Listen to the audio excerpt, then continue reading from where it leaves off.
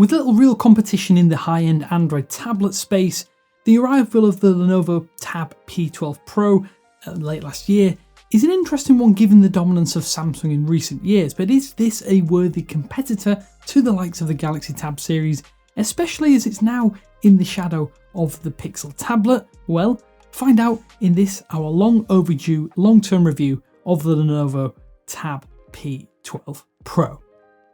Thanks for watching 9 to 5 Google here on YouTube. Remember to thumbs up, hit subscribe and then tap the bell icon to be among the first to watch our upcoming videos. So as I mentioned, high-end Android tablets are few and far between, and in some ways this is a good thing, as historically the OS has not really catered for larger screens all that effectively.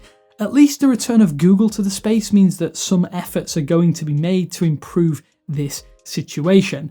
Personally, my bad experience with Android tablets in the past means that when taking the Tab P12 Pro out of the box, I was actually wowed at just how svelte and massive this tablet actually is. It's incredibly thin at just 5.6mm, which at first seemed like it would be a major worry. Kudos to Lenovo though, as despite feeling like what amounts to a sheet of glass, this is a sturdy blade-like tablet that is truly nice to hold. The mixture of glass and metal combined with that thin chassis means there's a surprising balance here. You're given access to a number of input ports as well, including a micro SD card slot and a USB-C port for charging, and even accessory expansion if you want to. Annoyingly though, there is no room for a 3.5mm headphone jack, which means that you'll likely need Bluetooth earbuds or a USB-C to 3.5mm connector to access wired audio. There is a power button fingerprint scanner that provides biometric security as well. I think the positioning when holding the Tab P12 Pro in landscape means that unlocking is fluid with your left index finger, but the scanner itself can be a little bit slow compared to other power button scanners you'll find on similar priced smartphones. What's more though, you also get a Precision Pen 3 stylus that to me resembles a marker pen in the box as standard. It's by no means an essential accessory, but it's one of those nice to haves, giving the ability to take notes quickly and easily when on the go. The bigger problem I've actually found here is that you can't really do much with it, as you don't get many software features enabled as a result of having it. Somewhat like the iPad, you're actually able to store this stylus using magnets, but rather than a more commonly used side edge, you can only attach it to the back of the Tab P12 Pro. Because of that, it's easy to dislodge and therefore misplace, and it's an annoyance, or it's something that I found really annoying when using this, that doesn't actually get any easier over time, as it's the way in which you need to charge this pen. Samsung does something similar with its own Galaxy Tab lineup, and that too is frustrating, or it's a frustrating design trait when you want to put the tablet in a bag or store it neatly somewhere for later usage. I will say though, as far as secondary screens go, the Lenovo Tab P12 Pro has an exceptional 1600 by 2560 pixel AMOLED screen. It's just a joy to use, and it's made even better courtesy of a super fluid 120Hz refresh rate. It's not a necessary inclusion, but I think that refresh rate is a good one nonetheless. It means that animations have an extra layer of fluidity, and that is often missing on cheap tablets. That said, this is not a cheap device by any means. It also helps that this screen has colours that are rich and deep, but I will say the maximum brightness level isn't quite as high as I would personally like, at around 600 nits. My only sole complaint with the screen here is the overly curved corners. It's hard to spot at first from afar, but the more you use this, and when you're using this up close, it actually looks quite weird that the curves don't seem to align or match up with the outer edge of the chassis. Once you notice this, I have to say it is hard to unsee, so I apologise for making you notice it when you probably wouldn't have otherwise. Luckily though, a series of solid speakers do back up this display, with deep rich sound emanating from this ultra thin chassis. It's a great combination as far as I'm concerned that truly enhances my recent Netflix marathons and has softened the blow of having no 3.5mm headphone port. That said, towards the higher volume levels things do start to fall apart a little bit, and it can sound slightly tinny, and then when gaming or using this device day to day, it's quite easy to muffle these outward firing speakers depending on just how you grip the tablet. That said, when it's on a table or on a stand, no problem at all. There's also an 8 megapixel camera hidden within that top bezel that I think is well placed for landscape video calls, and it's the best positioning for that. It's acceptable at best as far as cameras on tablets go, and it should be more than solid enough for Zoom, Duo and Meet calls if that is something you plan on doing.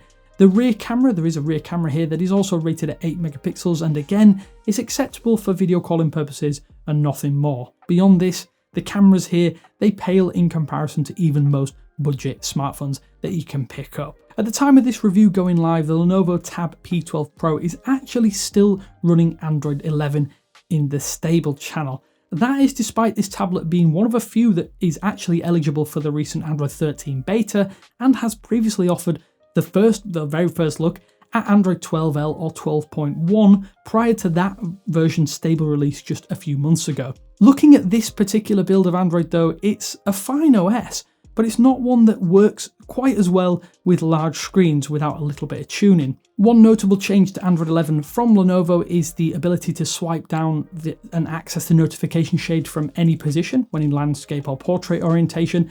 I think this panel shift does make it slightly easier to access, but it's one of a few minor tweaks of any real note. Luckily though, Lenovo's biggest change, and the one that is almost a saving grace, is a productivity mode that mimics Windows 10 and 11 with floating windows for your apps and a dedicated and persistent taskbar.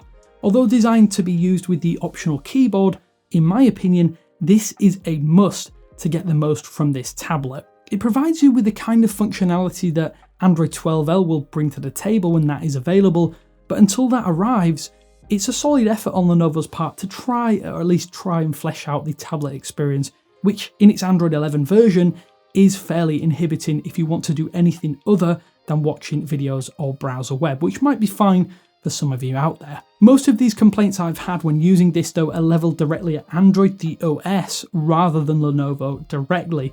This will hopefully change over time, but it feels like the Tab P12 is handicapped as it still is running what amounts to a big version of the Android OS that you'll find on your regular smartphone. I will say that the Google Entertainment Space is an excellent inclusion and was predominantly where I spent most of my time when using this tablet from day one until today.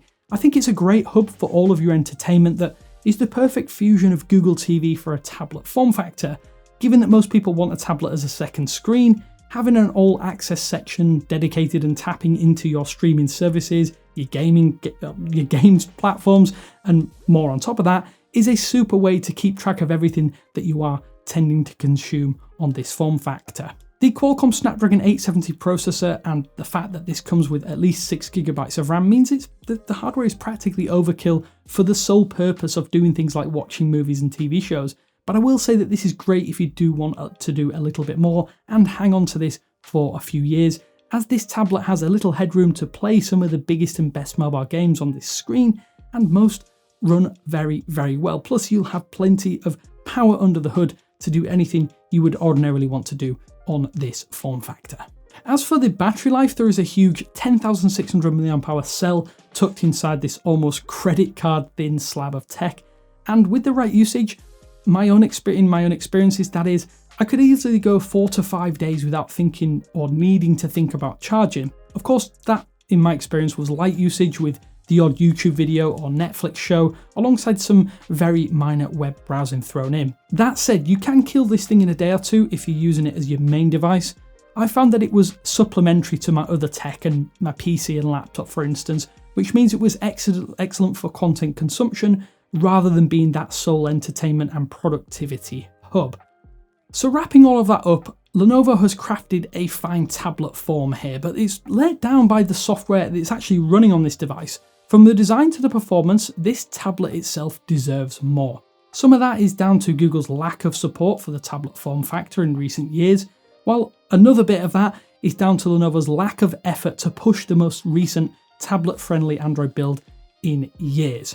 There's no doubt that if the software can be tamed, the $700 asking price becomes less of a major stumbling block. However, having spent a long time with the Tab P12 Pro for review, it's impossible to suggest that anyone go out and pick up this device over a slightly cheaper previous generation Galaxy Tab, at least for now. With all that said, I would love to hear your thoughts. Do you think that the Tab P12 Pro is worth that $700 asking price? Or are you hoping for a little more when Google finally releases the Pixel tablet in early 2023? be sure to let me know down in the comment sections below. But as always, I hope you enjoyed this. This is Damien with 95 Google saying thanks for watching, and I will speak to you later.